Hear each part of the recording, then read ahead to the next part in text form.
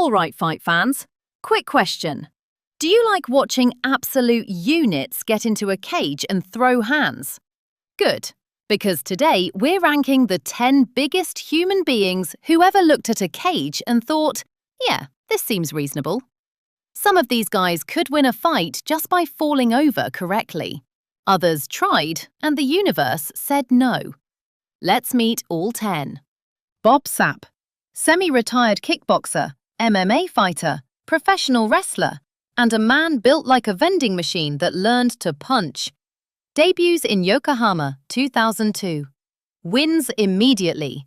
The Japanese crowd loses their minds over this enormous new guy who just showed up and started winning. So naturally, the big organizations come calling. K1, Pride, FC, the works. 4 months later, 4 months of MMA experience, he fights Antonio Rodrigo Nogueira, one of the best heavyweights on the planet. Sapp loses, but gives Nogueira the hardest fight of his career, with basically no training. Bold move. Somehow it works out in his favor anyway. Instant legend status. Alan Kariev. Born at 15 pounds. 15! Most babies are born, cry, and go to sleep. This one arrived ready for a weigh-in. 6 months later, 40 pounds. By 18, too big for any wrestling weight class that isn't heavyweight, and also please stand back. Naturally, he starts with arm wrestling. Crushes it. Then pivots to sumo, because apparently arm wrestling wasn't dramatic enough. 2002, World Amateur Sumo Champion. Then, in 2005, he decides to try MMA. 5 fights. Less than a year. Done. Turns out some guys just aren't built for cages.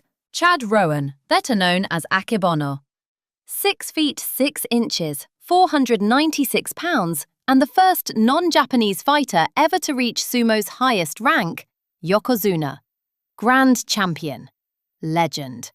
His rivalry with the Takanohana and Wakanohana brothers basically carried sumo's popularity through the late 80s and into the 90s. Then retirement hits. And with it, financial trouble. So he does what any struggling ex-legend does. He tries MMA. And K1. Spoiler, it did not go well for him. But you could not look away.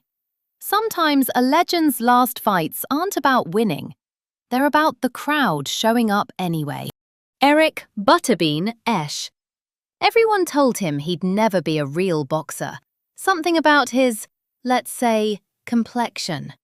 He became world boxing champion of the International Boxing Association anyway. Guess the doubters were onto something. Then he wanders into Pride FC, because one combat sport clearly wasn't enough.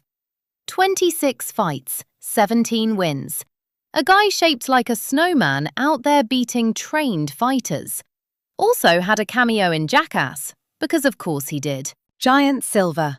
7 feet 1.8 inches, 385 pounds. Started out as a basketball player. Even made his country's Olympic squad. Didn't start, only played 4 games, but hey, Olympian. Then the 90s hit. He grows his hair out, joins WWE, and becomes the tallest wrestler in history. 2003. He decides to debut in MMA, against seasoned, experienced fighters. Because starting with easy opponents is for people with self-preservation instincts. What follows is a full circus. Knees to the legs, chokes, throws, every position imaginable. 8 fights, 8 lessons in humility.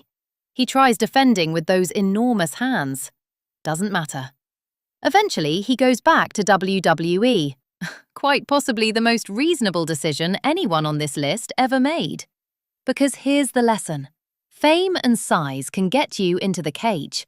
They cannot, under any circumstances, teach you how to defend a leg kick. Silver learned that the hard way, on camera, 8 separate times. Hongman Choi, the Korean monster, the techno Goliath. Take your pick. The man collects nicknames like other people collect trophies. 7 feet 1.5 inches, 365 pounds, caused by acromegaly, a condition where parts of the body simply refuse the memo to stop growing. Fun fact, got drafted into the Korean Army in 2008, failed the medical exam.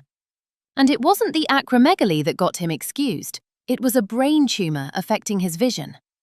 He also starred in a Korean film, because apparently being a mountain wasn't enough of a career. And somehow, watching him fight, you'd never guess any of that was going on. A guy dealing with a growth disorder and a brain tumor, still stepping into a ring against professional fighters. Whatever you think of his technique, that's a level of toughness most people will never understand. Semi Schilt, 4-time K1 Grand Prix champion, the only fighter to win it 3 times in a row.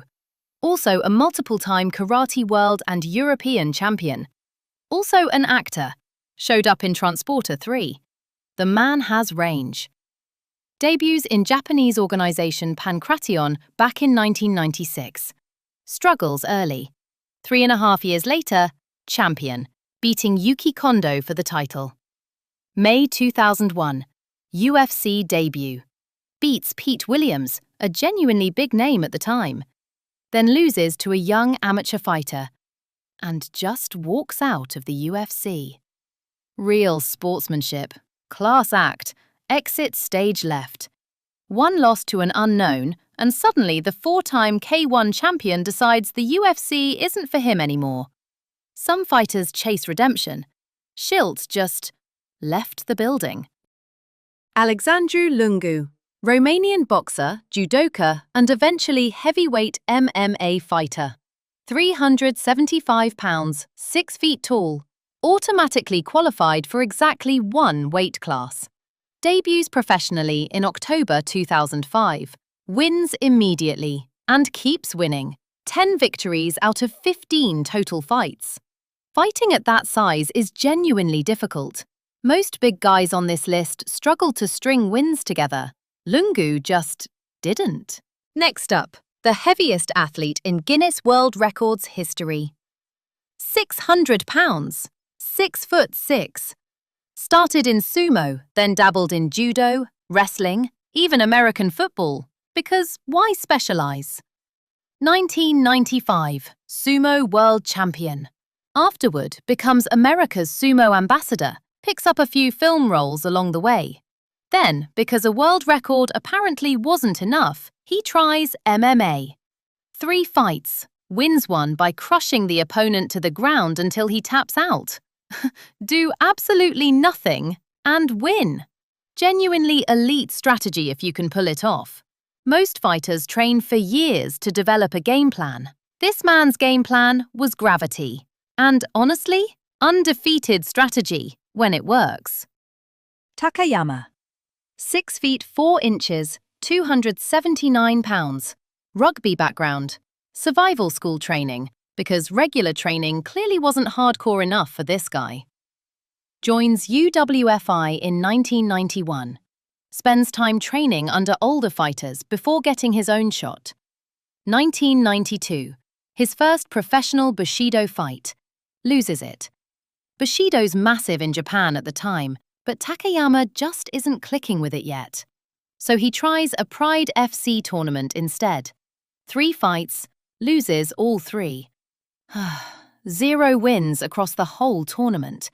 And somehow, fans loved him anyway. Because apparently some fighters don't need a win column to be must-watch television. 0 wins across an entire tournament, and audiences still couldn't get enough. Proof that in this sport, sometimes losing with heart beats winning boring. So there you have it, 10 absolute giants. Some legends, some cautionary tales. All of them unforgettable. Who's your favourite? Drop it in the comments. Like, subscribe, notifications on. See you in the next one.